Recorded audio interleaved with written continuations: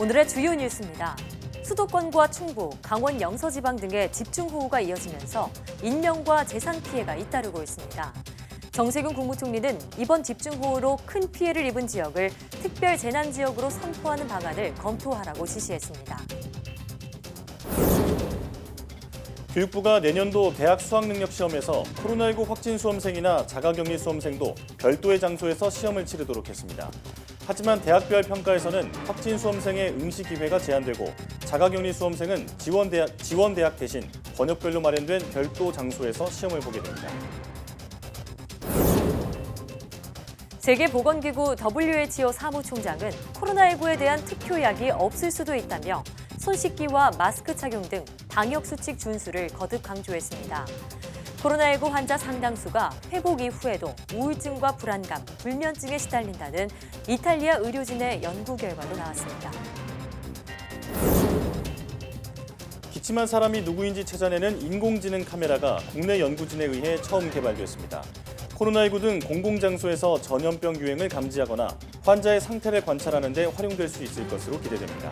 오늘 사이언스 취재 파일에서 자세히 전해드립니다. 지구온난화로 인해 전 세계가 고통받고 있는 가운데 아프리카의 경우 피해가 더 큽니다. 심각한 가뭄과 기아를 막기 위해 아프리카에 숲으로 된 거대한 장벽을 만드는 프로젝트가 진행되고 있는데요. 오늘 날씨와 개론에서는 아프리카 녹색 장벽 프로젝트를 소개합니다.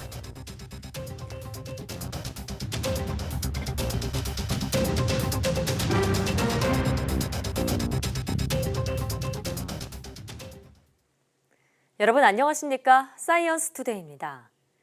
정세균 국무총리는 이번 집중호우로 큰 피해를 입은 지역을 특별재난지역으로 선포하는 방안을 검토하라고 지시했습니다. 정세균 국무총리는 정부 서울청사에서 국무회의를 주재하면서 이번 비로 인해 더 이상 인명피해가 생기지 않도록 관계부처와 지자체가 긴장감을 갖고 대처할 것을 주문했습니다. 또 비가 그치는 대로 조속한 피해 복구에 나서서 국민 불편을 덜어달라고 당부했습니다. 그러면서 피해가 큰 지역에 대해서는 중대본을 중심으로 특별재난지역 선포 등 신속한 지원 방안을 검토해달라고 말했습니다. 중부지방에 집중호우가 이어지면서 서울의 상습 침수 지역은 이번에도 물난리를 피해가지 못했습니다. 강남역과 도림천 일대가 또 물에 잠겨 인명피해까지 발생했는데요. 전문가들은 배수 구조를 근본적으로 개선해야 한다고 지적합니다. 손효정 기자입니다. 도로 한복판에서 물이 솟구쳐 오르고 물바다로 변한 거리에 시민들이 어쩔 줄 모릅니다. 지난 1일 시간당 60mm에 이르는 비가 쏟아지면서 침수된 서울 강남역 부근 상황입니다. 작년도 그렇고 재작년도 그렇고 계속 매년 여름마다 발생하는 일이에요. 조금 더 비가 많이 오면 들어올 것 같아요. 강남역 일대는 주변보다 지대가 낮아 남북으로는 신사동과 양재역, 동쪽으로는 역삼역에서 흘러온 빗물이 모입니다. 고인물이 저수 용량을 넘어서면서 맨홀을 통해 역류한 겁니다. 지난 2010년과 2011년 연달아 물난리가 난 이후 재작년엔 배수관을 수리했는데도 또다시 피해가 난 겁니다. 갑자기 비가 많이 오니까 그 하수관이 감당을 못해서 역류한 거죠. 정확한 원인하고 그 향후 대책을 위해서 저희 팀장님하고 그 담당이 서울시에 지금 회의하러 갔거든요. 서울 도림천도 비가 올 때마다 물이 넘쳐 매년 고립이나 사망 사고가 일어나는 곳입니다. 시민 28명이 고립됐다 구조된 서울 도림천의 한 산책로입니다. 지금은 출입이 통제되어 있는 상태인데요. 며칠째 비가 계속 내리면서 강물의 수위가 여전히 높아져 있는 상황입니다. 마찬가지로 순식간에 불어난 물이 밖으로 빠져나가기 어려운 구조입니다. 관악산에서 물이 갑자기 내려오기 때문에 갑자기 덮칠 때가 종종 있죠. 대피소 이제 올라오는 계단이 있거든요. 중간 가까운 곳에서 이제 있어야 되지. 멀리 있으면 도망 다니기 힘들죠. 남을 때 가면은 나올 데가 없어요, 중간에. 전문가들은 물을 빠르게 뺄 수 있도록 배수 구조를 바꾸지 않는 한 침수가 반복될 수밖에 없다고 지적합니다. 한강으로 물을 내보낼 터널을 만드는 대규모 공사가 필요하다는 조언도 나옵니다. 막대한 예산이 들고 시간이 걸리더라도 근본적인 배수 시설을 해야 되고 그 배수 시설을 책임지고 잘 관리할 수 있어야 됩니다. 지난 2015년 서울시가 강남역, 광화문 일대 등 상습 침수 지역 34곳의 시설 개선에 나섰는데 또다시 침수가 반복된 겁니다. 서울시는 아직 공사가 마무리되지 않은 지역이 있다면서 이번 피해 원인을 추가로 조사해 보완하겠다고 밝혔습니다. YTN 손효정입니다. 며칠째 내린 집중호우로 많은 도로가 물에 잠겼습니다. 지난달 말에는 부산의 지하차도가 침수되면서 3명이 숨지기도 했는데요. 어쩔 수 없이 물에 잠긴 도로를 지나야 한다면 어떻게 해야 할까요? 이윤재 기자가 보도합니다. 빗물 가득한 도로에서 물살을 일으키며 달리는 자동차. 지하차도에는 승용차 지붕만 보일 정도로 물이 가득 들어찼습니다. 보트를 타야 구조가 가능할 지경입니다. 지난달 23일 부산에서 벌어진 일입니다. 며칠째 비가 쏟아지면서 도로, 특히 지하차도 곳곳이 물에 잠깁니다. 폭우가 내리면 도로에 나가지 않는 게 가장 안전합니다. 하지만 어쩔 수 없이 나가야 할 상황이라면 앞서가는 차를 기준으로 수위를 살피며 운행해야 합니다. 바퀴가 절반 넘게 물에 잠기면 우회도로를 이용하는 게 좋습니다. 초행길인 경우에는 지나가지 않고 우회도로를 찾는 것이 가장 중요합니다. 꼭 지나가야 할 때는 앞에 차의 꽁무니에 붙어있는 머플러의 물의 높이를 한번 보고 머플러를 덮을 정도로 물이 올라오게 되면 시동이 꺼질 가능성이 높다고 볼 수가 있습니다. 갑자기 물이 차오른다면 멈추지 말고 느린 속도로 계속 움직여 빠져나와야 합니다. 만약 시동이 꺼진다면 한 번 정도 더 걸어보고 안 된다면 포기하고 걸어서 대피해야 합니다.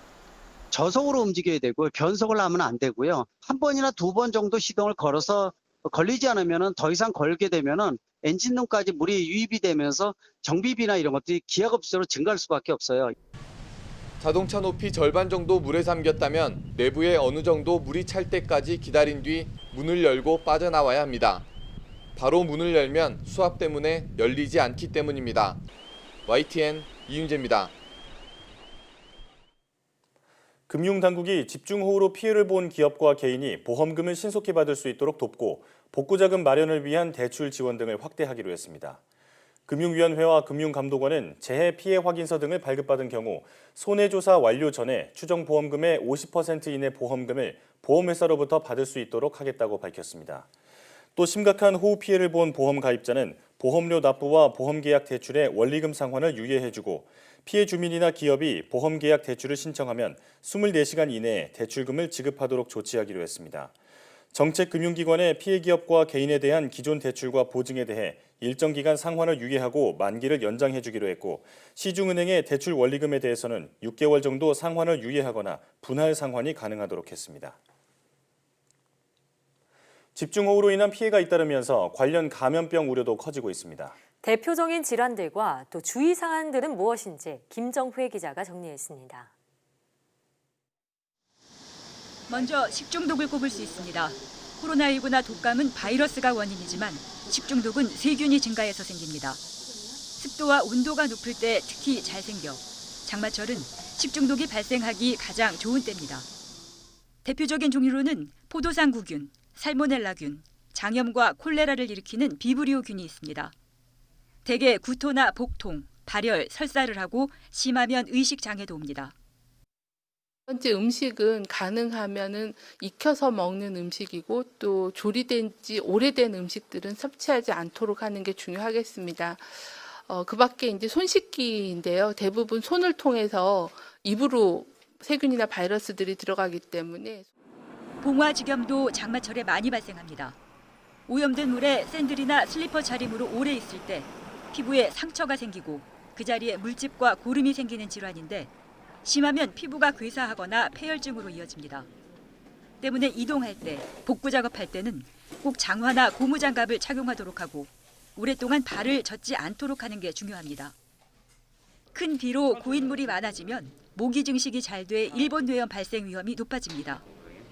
일본뇌염은 치료제가 없어서 예방접종이 최선입니다. 수해를 입어 임시시설로 대피했을 경우도 수인성 전염병에 조심해야 합니다. 집단 생활을 하는 만큼 코로나19 감염 가능성도 없지 않아 예방수칙 준수가 중요합니다. 때문에 누가 감염자인지 발열 체크나 증상 체크만으로는 확인을 100% 할 수가 없습니다. 그렇기 때문에 마스크 착용과 손 씻기 그리고 가급적 거리 두기 등의 기본적인 그런 코로나19의 예방 수칙을 같이 준수하시는 게 중요하다는 말씀드립니다. 집으로 돌아간 뒤엔 냉장고 속 음식을 모두 버려야 식중독 위험을 낮출 수 있습니다. 산에서 약수를 떠먹어서도 안 됩니다.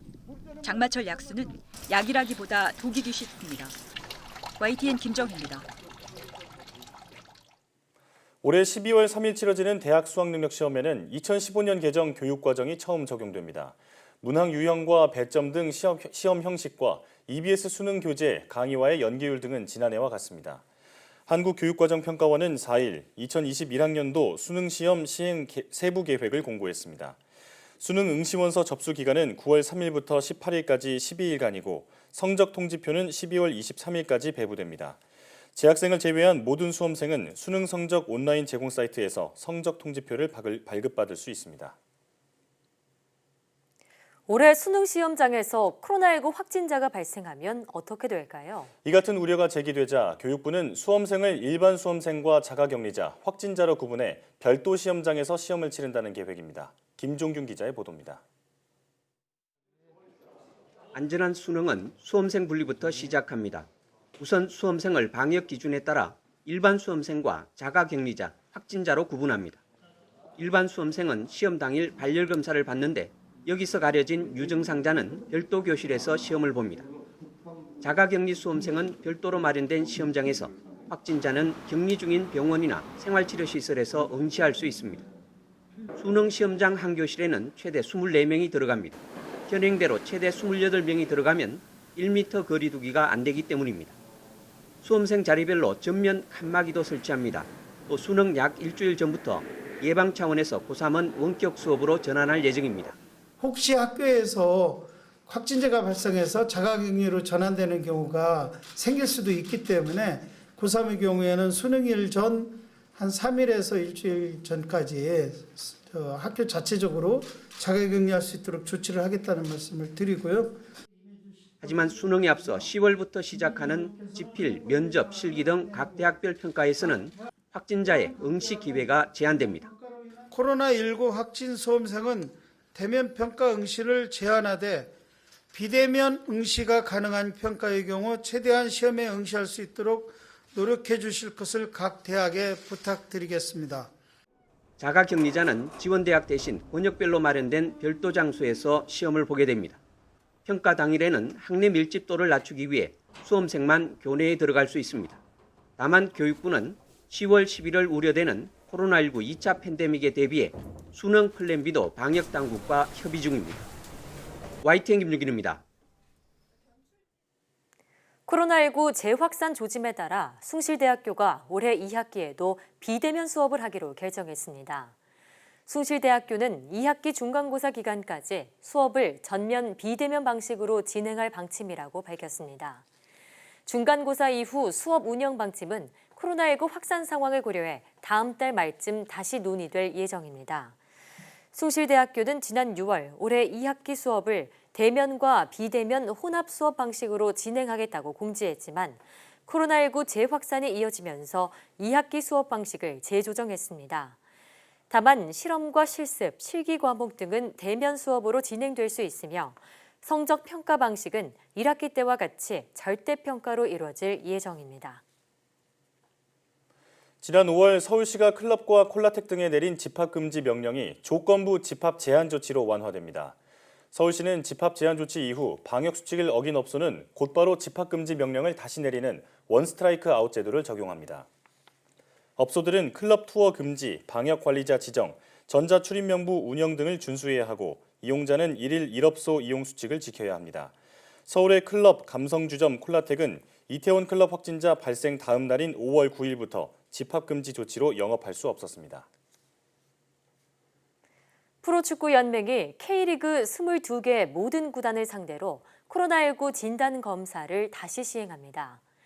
연맹은 1부 12개 팀, 2부 10개 팀의 선수단과 코치진 등을 대상으로 2차 검사를 한다며 비용은 전액 연맹이 부담한다고 밝혔습니다. 각 구단 관계자는 이번 주부터 진단 검사를 거쳐 14일까지 연맹의 결과를 통보해야 합니다. 지난 4월 개막을 앞두고 했던 첫 번째 검사에서 선수단은 전원 음성 판정을 받았습니다. 휴가철을 맞아 요즘 휴양지나 도심 공원에 캠핑 즐기러 가는 분들 많으실 텐데요. 인터넷에서 쉽게 살 수 있는 중국산 캠핑 의자와 매트 일부 제품에서 환경 호르몬의 일종인 프탈레이트계 가소제가 과다 검출됐습니다. 보도에 차유정 기자입니다. 캠핑 즐기러 갈 때 꼭 챙겨야 할 의자와 매트입니다. 요즘 캠핑이 워낙 인기다 보니 온라인으로 저렴하게 살 수 있는 중국산 제품도 많이 나옵니다. 소비자원이 이 제품들의 안전성 여부를 검사했는데 일부에서 환경 호르몬이 과다 검출됐습니다. 먼저 아동용 제품 9개 가운데 2개에서 환경 호르몬인 프탈레이트계 가소제가 안전 기준을 초과해 검출됐습니다. 기준치에 127배 넘게 나온 제품도 있었습니다.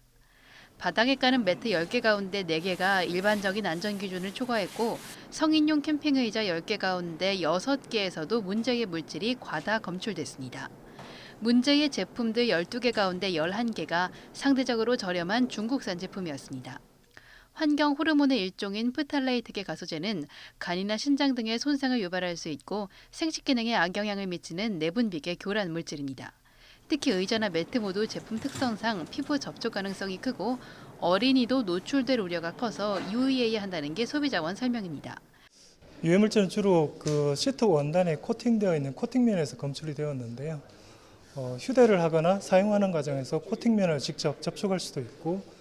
소비자원은 어린이용 제품 판매업자들은 문제의 제품 판매를 중지했다고 밝혔습니다. 다만 성인용 캠핑 의자에 대해선 관련 안전 기준이 없어 제재가 어려운 만큼 기준 마련이 필요하다고 촉구했습니다. YTN 차유정입니다.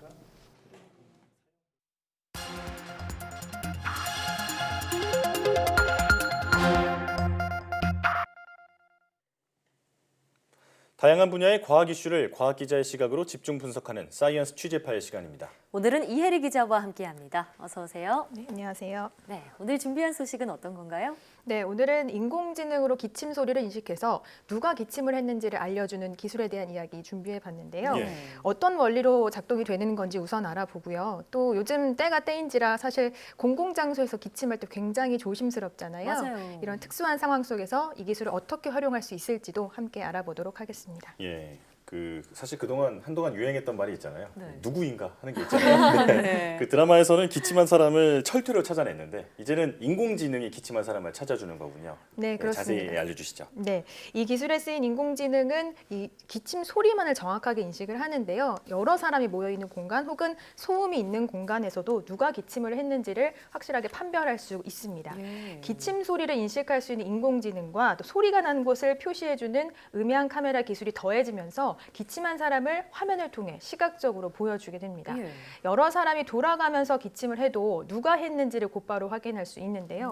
마치 등고선처럼 소리가 큰 경우에는 빨간색으로, 소리가 작은 경우에는 파란색으로 표시되면서 소리 세기까지 한눈에 알 수 있습니다. 네, 방금 자료 화면으로도 같이 봤지만 기침 소리를 바로 이렇게 누가 했는지 보여주는 게 신기한데요. 그런데 기침 소리만을 인식한다고 하셨잖아요. 그러면 재채기는 인식을 못하는 건가요? 네, 그렇습니다. 연구팀은 인공지능이 기침 소리만을 인식할 수 있도록 하기 위해서 4만여 개에 해당하는 기침 소리를 학습을 시켰습니다. 반대로 기침이 아닌 소리 15,000개를 학습시켜서 기침 소리만을 정확히 구별할 수 있도록 했습니다. 이 재채기의 경우에도 기침이 아닌 소리로 학습을 시켰기 때문에 인공지능은 이를 구별할 수가 있었습니다. 연구팀은 또 공항이나 카페와 같이 소음이 많은 특수 상황 속에서 기침 소리를 인식할 수 있도록 상황별 학습도 진행했는데요. 연구진의 이야기, 이를 통해서 정확도가 약 88%까지 향상됐습니다. 연구진의 이야기 직접 들어보시죠. 기침 소리, 기침 아닌 소리, 그다음에 여러 가지 배경 소리를 놓은 다음에 어떤 랜덤한 임의의 비율로 섞어서 데이터 개수를 좀 많이 한 상태에서 학습을 한 버전이고요. 만약에 이 이제 기침 카메라가 이제 특정한 어떤 장소에 적용이 된다면 그 특정 장소에 맞는 배경 소리랑 거기에 있는 이제 기침 소리로 조금 더 좀 구체화해가지고 하게 되면 좀 더 정밀도는 훨씬 더 정확도는 올릴 수 있을 겁니다. 그러니까 더 많은 양의 데이터를 학습하게 되면 더 그 정확도도 올라갈 수 있다. 이렇게 이해하면 되겠는데 이런 기술이 개발된 그 계기가 아무래도 코로나19잖아요. 네. 특히나 이제 기침 증상이 있는 사람을 이렇게 비대면으로 그 구별할 수 있는 기술 굉장히 획기적인데 사실 이전에는 없었던 기술이죠. 네, 그렇습니다. 기침은 잘 아시겠지만 이 코로나19의 대표 증상 가운데 하나입니다. 발열과 더불어서 대표 증상이기도 하지만 열 화상 카메라로 수시로 증상이 가능한 이 발열과 달리 기침의 경우에는 수시로 증상을 확인할 방법이 없었습니다. 예. 게다가 기침은 이 상대적으로 발열처럼 뭐 해열제를 먹어서 일시적으로 증상을 없앨 수가 없기 때문에 어떻게 보면 감염이 됐는지 안 됐는지를 정확하게 알 수 있는 하나의 척도일 수 있는데요. 코로나19 증상에 관한 통계에서도 기침에 주목해야 할 이유를 한 번 더 확인할 수 있습니다. 이 증상이 나타난 사람들의 증상 통계를 살펴보면 주요 증상 가운데 기침이 41.8%로 가장 큰 비율을 차지하고 있었고 객담과 발열, 두통 등이 뒤를 이었습니다.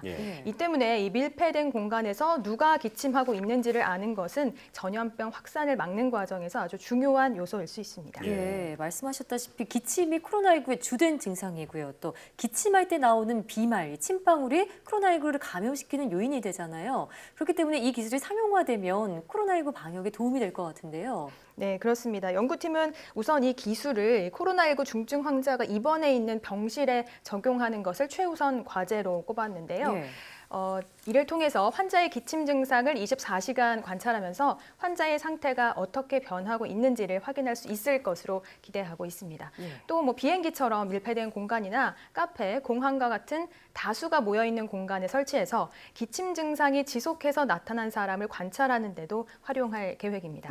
한 66제곱미터 공간을 기준으로 4대 정도의 기침 인식 카메라를 설치하면 이 공간 안에 있는 모든 사람의 기침 소리를 인식할 수 있다는 게 연구팀의 설명입니다. 연구진의 이야기 직접 들어보시죠.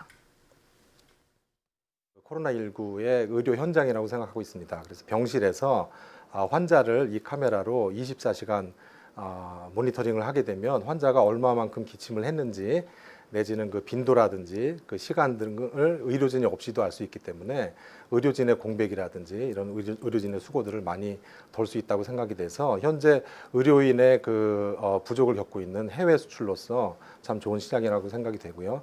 두 번째는 공항 입출입 시에 이제 환자가 발생을 했을 때 열화상 카메라로 지금 측정을 하고 있는데 아시다시피 감기약을 많이 먹고서 열을 내리고서 강제로 이제 들어오신 분도 있는데 기침 소리는 참을 수가 없습니다. 해서 비행기 착륙에서부터 출입국장까지 이렇게 기침 카메라를 보게 되면은 그분이 이제 코로나에 걸렸는지 안 걸렸는지 입출입 과정 중에서도 알 수 있다고 생각이 됩니다. 네, 연구팀은 빠르면 1년 이내에 우선 이 기술을 병원에 적용할 수 있을 것으로 기대하고 있습니다. 이 코로나19를 계기로 전염병과의 싸움에서 그 과학기술이 많은 힘을 보태고 있는 상황이잖아요.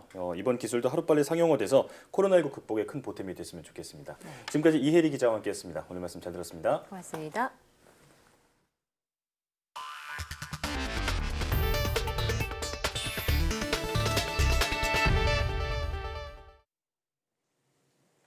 세계보건기구 WHO가 코로나19에 대한 특효약이 없을 수도 있다고 밝혔습니다.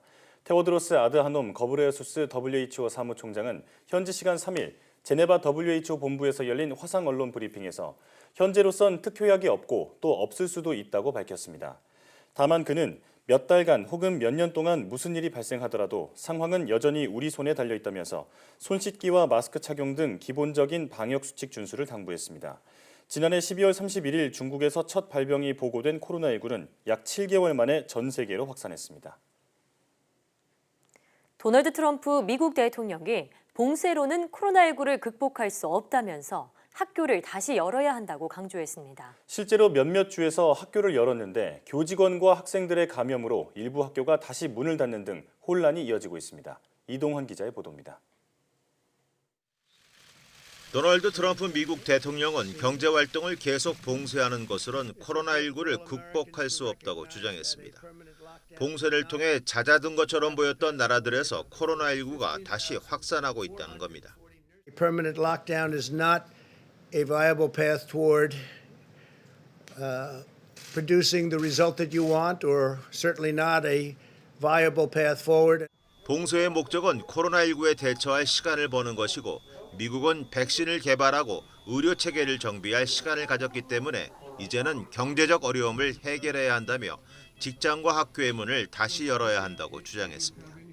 In our current phase, we must focus on protecting those at highest risk while allowing younger and healthier Americans to resume work and school.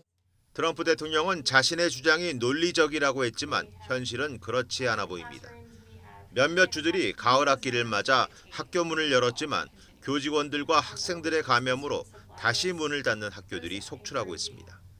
인디애나주의 한 고등학교에선 복수의 교직원들이 확진 판정을 받았고 다른 학교에선 학생 4명이 감염되고 50명이 격리됐습니다.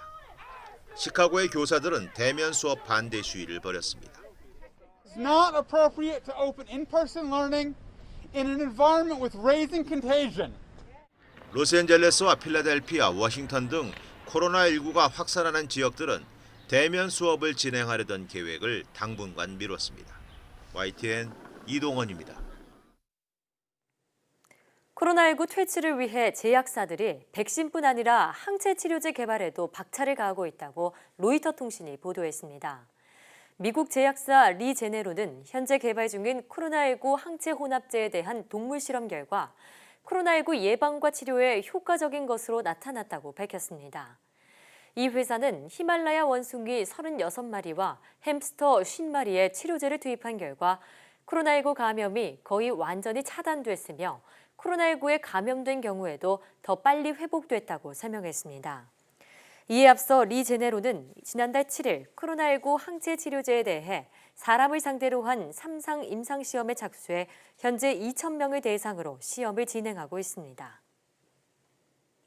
미국에서 올해 코로나19 여파로 대형 소매 유통점의 파산 신청이 잇따라 이미 9년 만에 최대 수준으로 증가했다고 미 경제매체 CNBC가 3일 보도했습니다. 시장 정보업체인 S&P 글로벌 마켓 인텔리전스에 따르면 이일까지 파산 신청을 한 미국의 대형 소매 유통점은 43개로 집계됐습니다. 이는 지난해 연간 32개보다 급증한 것으로 2011년 45개 이후 최대입니다.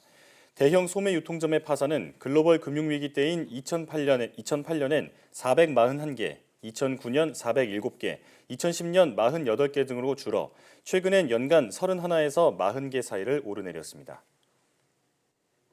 코로나19에서 회복된 환자 상당수가 외상 후 스트레스 장애와 불면증 등 각종 정신장애를 겪는다는 조사 결과가 나왔습니다. 이탈리아 밀라노의 산 라파엘레 병원은 코로나19에 감염됐다가 치료를 거쳐 회복한 환자 402명을 한 달간 추적 진단했습니다. 그 결과 환자 28%에서 외상 후 스트레스 장애 증상이 나타났고 31%는 우울 증세를 보였습니다. 또 불안감과 불면증을 호소하는 환자도 각각 42%와 40%였습니다. 대체로 여성이 남성보다 우울증과 불안감에 빠지는 사례가 많았고 외래 환자가 입원 환자보다 더 심각한 정신장애를 겪는 것으로 나타났습니다. 김광현이 뛰고 있는 미국 프로야구 세인트루이스에서 코로나19 추가 확진자가 대거 발생했습니다. 4개월 지각 개막한 미니 시즌마저 무사히 치르지 못하는 것 아니냐는 우려의 목소리가 커지고 있습니다. 보도에 김상익 기자입니다. 세인트루이스의 추가 확진자는 선수 7명과 스태프 6명 등 모두 13명입니다. 이에 따라 화요일부터 디트로이트에서 열릴 예정이던 두 팀의 4연전은 모두 연기됐습니다. 지난 1일 선수 2명이 양성 반응을 보여 미러키 3연전이 취소된 뒤 숙소에 격리된 세인트루이스 선수단은 매일 검사를 받고 있는데 다행히 김광현은 음성 판정을 받은 것으로 전해졌습니다. 세인트루이스는 마이애미에 이어 메이저리그에서 집단 확진자가 발생한 두 번째 팀이 됐습니다. 앞서 마이애미는 20여 명의 확진자가 나와 지난달 27일 이후 경기를 못하고 있는데 홈에서 마이애미와 경기를 치른 필라델피아도 라커룸 감염이 우려돼 7경기를 취소한 상태입니다. 마이애미와 세인트루이스의 집단 감염이 선수들의 안일한 행동 때문 아니냐는 비난이 나오자 구단은 여러 의심을 공식 부인했습니다. 마이애미 CEO 데릭 지터는 원정 선수단 중 일부가 너무 방심했고 편하게 생각했다며 충분한 방역 지침이 지켜지지 않았음을 인정했지만 일부 선수가 호텔 술집에 출입했다는 주장은 인정하지 않았습니다. 세인트루이스도 선수들이 원정 경기에서 카지노에 출입했다는 문제 제기에 대해 선수들이 일탈 행위를 했다는 어떤 증거도 발견하지 못했다고 선을 그었습니다. 이처럼 확진자 발생이 여러 팀으로 전파하면서 경기가 줄이어 연기되자 팀당 60경기를 치르는 미니 시즌마저 제대로 소화할 수 있을지 우려하는 목소리가 커지고 있습니다. 정상적인 운영을 위해 이달부터는 사상 처음 7이닝 더블헤더 경기도 열리고 있지만 선수들이 잇따라 잔여 경기 출전 포기를 선언하고 사무국이 방송사에 시즌 중단 대비 공문을 보냈다는 소문까지 퍼지면서 진짜 시즌을 접는 게 아니냐는 관측도 나오고 있습니다. YTN 김사익입니다.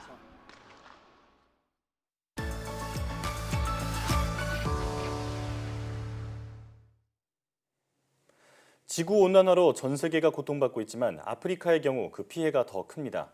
안 그래도 건조한 아프리카에 사막과 건조지대가 급격하게 늘고 있는데요. 이를 막기 위해 만리장성보다 긴 초대형 숲을 조성 중이라고 합니다. 네, 오늘 날씨학 개론에서는 아프리카 거대 녹색 장벽 프로젝트에 대해 얘기 나눠보겠습니다. K웨더 반기성 센터장과 함께합니다. 어서 오세요. 네, 안녕하세요. 네. 자, 기후변화로 아프리카 사하라 사막 주변의 사막화가 빠르게 확산하고 있다고요. 일단 사막화가 무엇인지 설명해 주시고요. 또 아프리카의 사막화, 현재 얼마나 심각한 수준인가요? 사막화라고 말하면 이제 이 건조 지역이죠. 그러니까 이제 반건조라든가 건조, 반수변 지역 이런 게 이제 다 포함된 지역인데 이 지역의 습과 초지가 사라지고 강과 호수가 마르면서 메마른 사막으로 바뀌는 현상을 말하는데요. 네. 일종의 토지 황폐화로 보시면 됩니다. 예. 사막화는 기후변화로 사막이 확장되면서 강수량이 줄어들거나 가축의 과도한 방목, 또 부실한 수자원 관리 등으로 인해서 초지가 황폐해지면서 나타나기도 합니다. 세계의 사막화 중에서 가장 심각한 것이 사하라 사막의 남하인데요. 미국의 메릴랜드 대학 연구팀은 1923년 이후부터 자료를 분석을 해보니까 사하라 사막이 약 100년 동안 10% 이상 더 넓어진 것으로 분석됐다라고 발표하기도 했습니다. 또한 유엔 환경계획은 사하라 사막에 인접한 알제리의 경우 산림 면적이 국토의 1%도 채 남지 않았고 국토의 50%가 산림이었던 에티오피아는 이제 2.5%의 산림만 남아있다라고 발표할 정도입니다. 이 아프리카 사하라 사막의 그 일대 사막화 현상이 정말 심각하다는 것을 알 수 있었는데 그 지역에 거주하는 그 주민들에게도 큰 영향이 있었을 것 같습니다. 어떤가요? 일단 사하라 사막의 그 주변지대에 있죠. 남쪽 주변지대에는 사헬이라고 불리는 지역이 있고요. 사헬의 구보다 남쪽으로는 사헬보다는 좀 더 비옥한 사바나가 있습니다. 사하라 사막이 확장되면 사헬이 사라지면서 사람들이 대거 사바나 쪽으로 이주하게 되고요. 결국 사바나 지역도 혼란을 겪게 될 수밖에 없게 되는데요. 유엔 산하 식량농업기구는 이로 인해서 사헬 지역 주민 2천만 명이 식량 문제에 지금 직면하고 있고 6천만 명이 난민에 준하는 상태가 될 수 있다는 상당히 부정적인 전망을 하고 있습니다. 그런데 이제 문제는 사막으로 인해서 이 지역의 경제적, 정치적 불안정은 아프리카뿐만 아니라 다른 나라에도 상당히 많은 영향을 줄 수밖에 없습니다. 따라서 이 문제를 해결하기 위해서 아프리카 연합과 유엔이 힘을 합쳐서 대책을 마련했는데요. 바로 아프리카의 만리장성이라고 불리는 거대 녹색 장벽 프로젝트. 이게 시작되는 겁니다. 아니, 사막화로 사람이 살 수 없는 지역이 이렇게 줄어들면서 그로 인한 문제도 심각한 상황인데요. 방금 말씀하신 아프리카 사막화를 막기 위해 추진된 거대 녹색 장벽 프로젝트, 구체적으로 소개해 주시죠. 아프리카를 동서로 이렇게 가로지르는 11개 나라를 지금 가로지르는 정말로 이 초대형 거대한 이 숲을 만들어서 기후변화와 지속적인 사막으로 황폐해진 사하라 사막 남쪽 지역을 복구하자는 겁니다. 이게 이제 사하라 사헬 이니시어티브라고 불리는 이 프로젝트는 에티오피아라든가 말리, 세네갈, 나이지리아, 니제르, 수단 등 아프리카 20여 개국이 참여하고 있고요. 아프리카 서쪽 끝에 위치한 세네갈부터 아프리카 동부 홍해에 위치한 지부티까지 폭으로 15km입니다. 남북으로. 길이로는 7,775km에 해당하는 정말 어마어마한 숲의 장벽을 만들자는 건데요. 이 길이는요, 중국의 만리장성보다 1,300km 더 깁니다. 이런 숲을 갖다 만드는 걸 목표로 하고 있는데 아프리카 연합과 유엔 식량농업기구는 이 프로젝트를 토지 붕괴와 사막화 또 가뭄에 맞서기 위한 아프리카 대표 구상이다라고 말하고 있습니다. 세계은행이라든가 유엔 식량농업기구라든가 영국 왕립식물원 등 수많은 파트너 기관으로부터 총 40억 달러, 우리나라 돈은 4조 8천억 원 정도 되죠. 자금 지원이 이루어졌습니다. 이 사막 팽창을 막기 위한 전 지구적인 공동 대응이다 이렇게 볼 수 있을 것 같은데 이 거대 녹색 장벽 프로젝트는 어떻게 진행이 되는 건가요? 일단 이 녹색 장벽을 설계하는 설계자들은 수십 년 동안 과잉 사용으로 폐허가 된 농경지를 복원함으로써 기후변화의 최전선에 사는 수백만 명의 삶을 변화시키는 것이 목표라고 말합니다. 예. 나무숲의 완충벽은 토양을 안정시키고요. 바람의 건조화를 막고요. 미세기후를 회복시켜서 나무 주위에서 식량작물이 자랄 수 있도록 돕겠다는 겁니다. 프로젝트 관계자들은 주민들을 적극적으로 지금 이용하고 있는데요. 예. 나무를 심을 때 비용을 주민들에게 지불을 하고 또 나무를 주민들이 관리하도록 하고 있는데요. 심은 나무가 주민들에게 이익이 된다는 것을 알려주는 것이죠.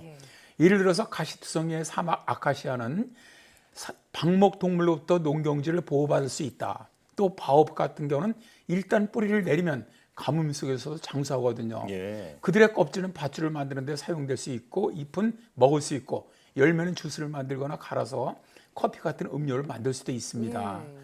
유엔 사막화 방지 협약은 이 프로젝트를 통해서 2030년까지 1억 헥타르의 황폐지를 복원하고 대기 중에 2억 5천만 톤의 탄소를 제거하는 한편 최소한 35만 개의 농촌 일자리를 창출하겠다고 합니다. 예, 황폐화된 사하라 사막 지역이 빨리 복구가 됐으면 좋겠는데요.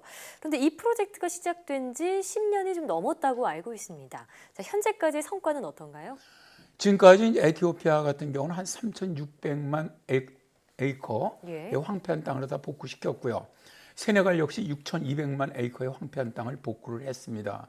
나이지리아는 2만 개의 일자리가 만들어졌고요. 특히 이 프로젝트의 가장 적극적인 세네갈은 이미 목표의 30%의 숲을 성공적으로 조성을 했습니다. 니제르 같은 경우에도 상당히 성공적이었는데 니제르 농민들은 식물과 나무의 뿌리를 되살리기 위해서 물을 저장하는 반달 구덩이를 파는 등 혁신적인 방법을 이용해서 땅의 자연 재생을 도왔는데요. 이 방법으로 니제르는 500만 헥타르의 땅과 약 2억 그루의 나무를 복원하는 데 성공을 했습니다. 그래서 세계식량기구는 이로 인해서 곡물 생산으로 연간 50만 톤의 곡물이 추가로 생산되면서 250만 명의 사람들을 먹일 수 있을 것이다 라고 추정하고 있습니다. 예, 이 자연을 회복하는 것은 물론 일자리라든지 식량 그 생산까지 해결할 수 있어서 정말 가난의 근본적인 문제를 해결할 수 있는 방안이다 이렇게 생각이 드는데 이 그 주변의 생태계 또한 많은 변화가 있을 것 같거든요. 어떤 변화가 있었나요? 정말 아주 놀랄 정도로 변하고 있습니다. 지난 50년간 전혀 보이지 않았던 영양이라든가 뭐 토끼 이런 동물들이 이제 보이기 시작했고요. 방풍림과 나무로 그늘이 만들어지면서 작물 뿌리의 습기가 유지됐고 생물의 다양성 또 토양의 회복이 이루어지기 시작을 했습니다. 시간이 지나면서 나무에서 떨어진 낙엽들로 인해서 토양은 더욱더 비옥해졌고요. 토양이 비옥해지면서 농업이 다시 시작되었는데요. 망고나 오렌지 농업으로 인해서 현지인들은 다시금 일자리를 얻으면서 빈곤에서 빠져나올 기회가 생겼고 또 물을 뜨러 먼 길을 다니던 아이들이 다시 학교에 나오기 시작했습니다. 그러니까 이게 자연 환경의 변화가 사람과 동물들에게 정말 긍정적인 영향을 주기 시작하는 거죠. 예, 벌써 변화가 나타나고 있다니 정말 다행인데요. 그런데 이 거대한 녹색 숲을 중국의 만리장성보다 더 길게 만드는 게 목표라고 앞서 말씀해 주셨는데 자, 이를 통해서 어떤 것을 기대해 볼 수 있을까요? 일단 영국 BBC 방송은 이런 거대 녹색 장벽이 완공된다면 5천만 헥타르의 사막화 지역을 복구할 수 있다. 또 인근 지역의 2천만 명에게 식량 제공이 가능할 뿐만 아니라 숲 유지와 개발을 위해서 30만 개의 일자리를 만들어낼 수 있다고 말합니다. 이렇게 이제 일자리가 만들어진다는 것은 이 지역의 주민이 기후 난민으로 유럽이라든가 다른 나라로 이주하는 것을 막는 데 아주 큰 도움이 됩니다. 즉 아프리카 녹색 장벽은 환경을 위해서 좋은 일을 하는 이러한 일들이 전 세계의 정치적, 경제적, 문화적으로 얼마나 유익한가를 아주 잘 보여주는 프로젝트라고 할 수가 있습니다. 아프리카 연합 농업 전문가인 자넷 에데메 박사는 아프리카 녹색 장벽은 인류 역사상 가장 혁신적이고 대담한 노력의 하나로서 진정한 세계의 경이로움입니다라고 말했다고 하네요. 이 기후 변화가 그 아프리카에게는 그저 뭐 날씨가 좀 변한 정도 이런 게 아니라 아예 생존이 달려 있는 문제잖아요. 이번 프로젝트가 꼭 성공해서 가뭄과 기한 문제가 좀 해결되길 바라겠습니다. K웨더 반기성 센터장과 함께했습니다. 오늘 말씀 잘 들었습니다. 네, 고맙습니다.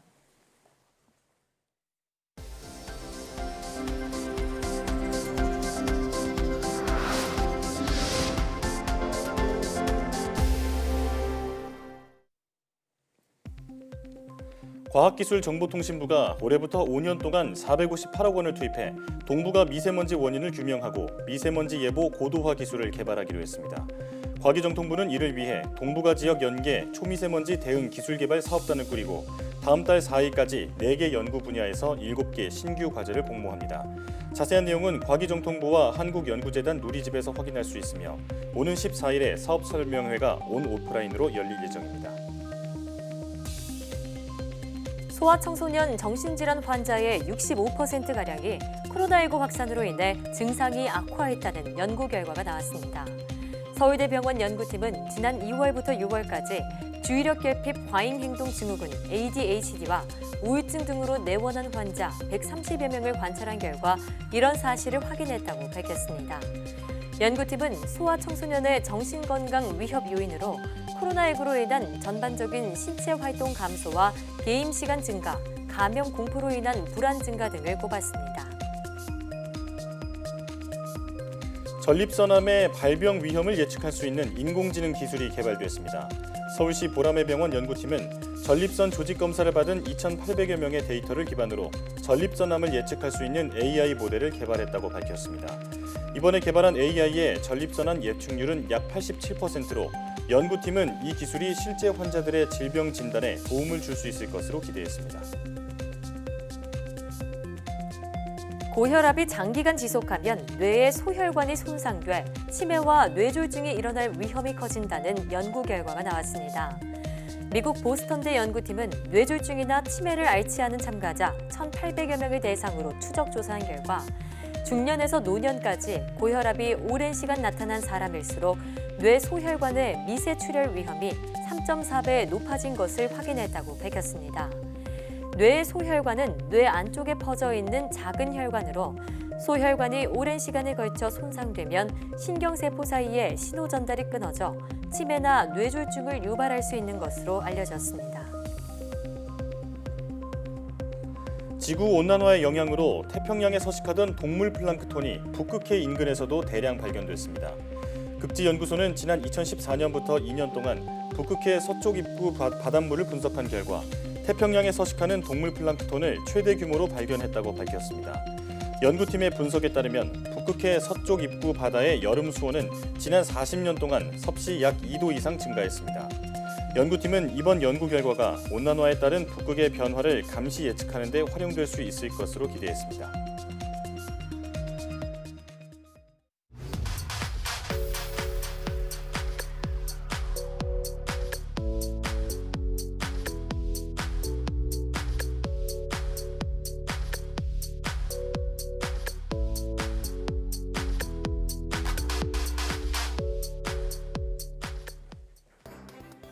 아프리카의 사막화를 가져온 기후변화는 더 이상 남의 일이 아닙니다. 한반도의 여름 장마가 길어지고 거세지는 건 역시 기후변화와 관련이 있는데요. 기상청은 북극과 시베리아의 이상 고온으로 따뜻한 공기가 쌓이면서 동아시아 지역의 장마 전선이 북상하지 못해 비가 퍼부었다고 분석합니다. 당분간 장마가 계속될 것으로 보이는 만큼 비 피해 주의하시고요. 더불어 기후변화에 대한 경각심도 가져야겠습니다. 사이언스 투데이 오늘 저희가 준비한 소식은 여기까지입니다. 함께해 주신 여러분 고맙습니다.